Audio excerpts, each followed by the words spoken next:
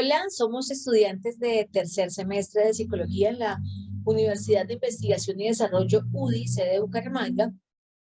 Y a continuación vamos a sustentar la fase 3 de la cátedra Procesos Psicológicos Superiores. Somos Lisset Botero Corredor, Eliana Carolina Morales Mateus, Nelson Enrique Medina Gómez, y quien les habla, Lady Juliet Álvarez, quienes a continuación vamos a hablar sobre las teorías del aprendizaje.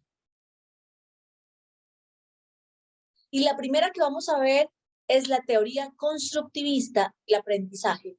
Y esta está en cabeza de Jean William Fritz Piaget, conocido como Piaget, quien nació en 1896 y murió en 1980. Recordemos que fue un psicólogo, epistemólogo y biólogo suizo, considerado el padre de la epistemología genética relativa a la generación de nuevos conocimientos a partir de mecanismos funcionales que se manifiestan a lo largo de todo el desarrollo. Lo que más me pareció interesante de Piaget es que el análisis que él hizo sobre el aprendizaje lo hizo sobre sus tres hijos, analizando la forma de aprendizaje de ellos, y de allí nació todo sobre esta teoría constructivista.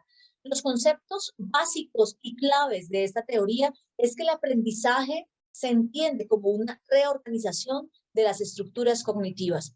Asimismo, que se trata de un proceso mediante el cual el sujeto, a través de la experiencia, de la manipulación de los objetos, de la interacción con el entorno y de todo lo que le rodea, va generando y va construyendo su propio conocimiento.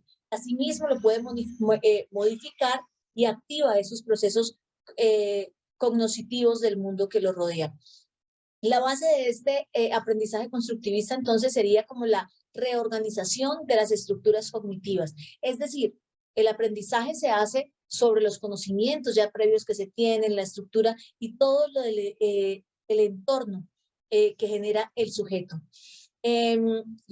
Otro aspecto importante que vamos a ver en nuestras exposiciones es saber cuál es el papel tanto del docente como del estudiante en cada una de estas teorías. Y en la teoría específicamente constructivista que estamos viendo de Piaget, pues el papel de docente simplemente se limita a ser un facilitador del cambio que se opera en la mente del aprendiz, ya sea el docente, los padres o los adultos que están alrededor del niño, solamente serán facilitadores de ese conocimiento, mientras que el sujeto, el estudiante o el sujeto que está aprendiendo, o ese aprendiz, el agente promotor de motor de su aprendizaje es el mismo, su propio conocimiento. ¿Y cómo? Pues a través precisamente de las experiencias, de sus creencias previas, de lo que ha vivido y del entorno que lo rodea.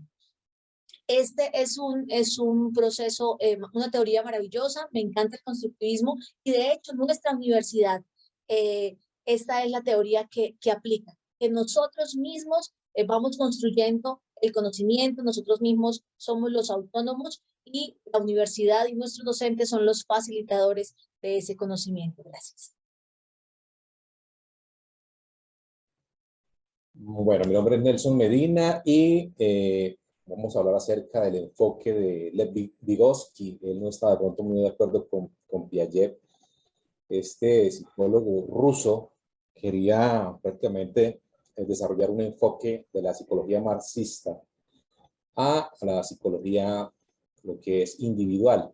Y para Vygotsky el desarrollo sigue al aprendizaje y no de una forma viceversa. O sea, es decir, que para que haya desarrollo, las personas tenemos que aprender primero y el aprendizaje se produce en situaciones sociales significativas en los que se producen procesos de mediación. Vamos a hablar lo que es la ley de la doble formación de los procesos psicológicos. Como lo decía Vygotsky, tiene que ver mucho con la interacción social. El niño aprende a regular los procesos cognitivos a través de indicaciones o directrices de las personas con quien actúa, de su medio, pero también es por medio de este proceso que él realiza un proceso de interiorización. Él lo llama lo que es interpsicológico e intrapsicológico. ¿Qué significa eso? Él se refiere al desarrollo cultural del niño, el primero a nivel social, es decir, entre las personas, definido como interpsicológico, y luego toda esa interacción, todo su aprendizaje con el medio, con su entorno, lo internaliza dentro del niño, definiéndolo como nivel intrapsicológico. Dentro de la teoría de Vygotsky, propone una síntesis entre la maduración y el ambiente sociocultural. Para él era muy importante el desarrollo, no solamente del individual, sino que el entorno. Él desarrolla toda la parte externa. Y es a través de esa interacción que se produce todo lo que tiene que ver con la regulación interpsicológica.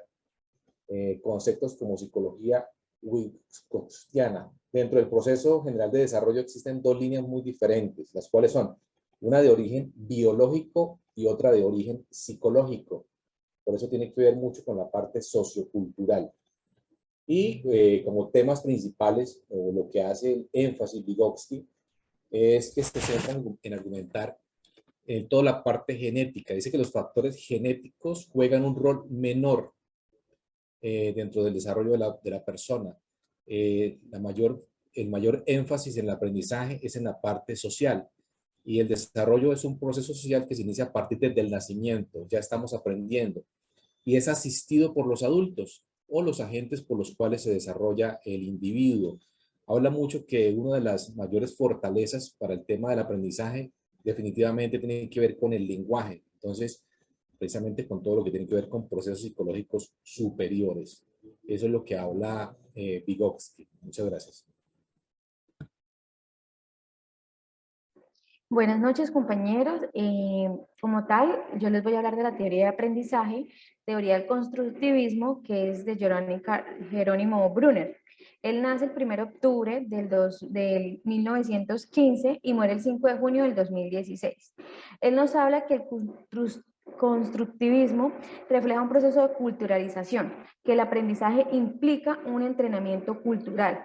Por lo tanto, no puede ser separado del contexto del aprendizaje. Él habla del tema de andamios como tal de los alumnos y del profesor. Entonces, es el apoyo que tienen los compañeros de su misma edad y los adultos le dan para poder hacer el instrumento como tal o tener ese aprendizaje. Discúlpeme, qué pena.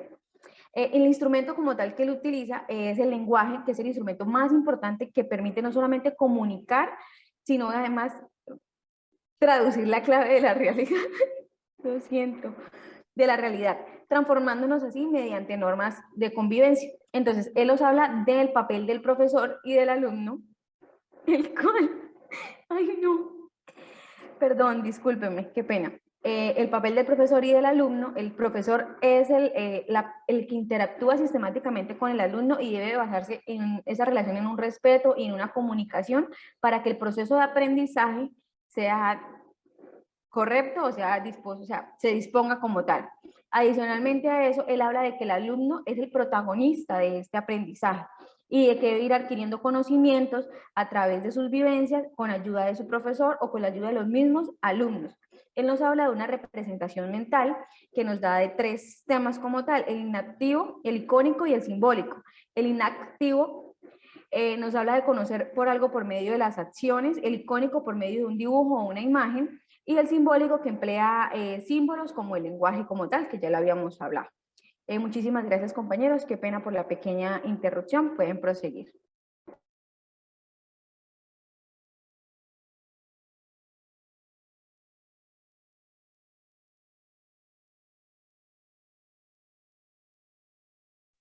Qué pena, compañera Carolina, no se te está escuchando. ¿Puedes quitar el micrófono, por favor? Muchas gracias.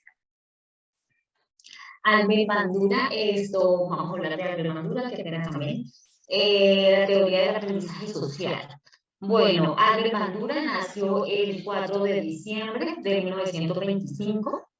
Este señor nació en Canadá y ahí hizo su carrera de psicología, pero se trasladó a Estados Unidos para poder sacar adelante su pensamiento. Ahí en Estados Unidos llegó a ser presidente de la APA en 1973.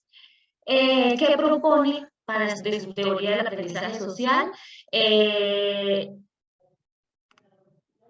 Propone que quiere demostrar que los niños aprenden por observación, Para esto realiza un experimento. Este experimento se ha llamado el muñeco bobo. En ese experimento demostró que los niños no solamente aprenden observando, pero que la observación negativa o la observación que más copian es la agresiva. Él enfatiza el aprendizaje en observación, pero tiene base en muchos contextos, ¿sí? Que no solamente observando se aprende, sino que tiene que tener ciertos parámetros como poner atención, como tener retentiva, como poder realizar la conducta que aprendió para que sea un aprendizaje realmente, ¿sí? Y que esté motivado, además de eso, tiene que tener una motivación, algo que diga, no, quiero aprender realmente lo que estoy observando. ¿Sí? El docente debe ser un modelo, ¿sí? Un modelo para el aprendiz, no solamente un modelo en su forma de mostrarse su personalidad, ¿sí? Una persona, si es una persona tranquila, si es una persona con buenos valores, esto lo va a recibir muy bien el alumno, porque de ahí también se forja su personalidad, ¿sí? Al igual que los padres. Pero hablando del docente, él debe tener como esas características, ¿sí? También sí que es un instrumento para la estimulación, para la comprensión y para que le pueda ayudar a ellos a un manejo del entorno, ¿sí? Que ellos puedan entender su entorno, que puedan aprender a través de esto. Las motivaciones podrían ser las calificaciones, si estamos hablando de docente, alumno, también podrían haber castigos y de eso también se limita el aprendizaje por observación. Sí, que sí hay unos estímulos, respuestas que él tiene en cuenta porque pues él fue cognitivo, él es conductual y luego cognitivo conductual, o sea, neoconductista. Muchísimas gracias. Muchísimas gracias, compañeros, y hemos llegado así a la parte final de esta exposición, aprendiendo un poco sobre las teorías de aprendizaje. Son temas bastante profundos, así que la invitación es que si le interesó a alguno, pues pueda seguir ahondando sobre ellos. Muchísimas gracias, profe, y muchísimas gracias, compañeros. Feliz día.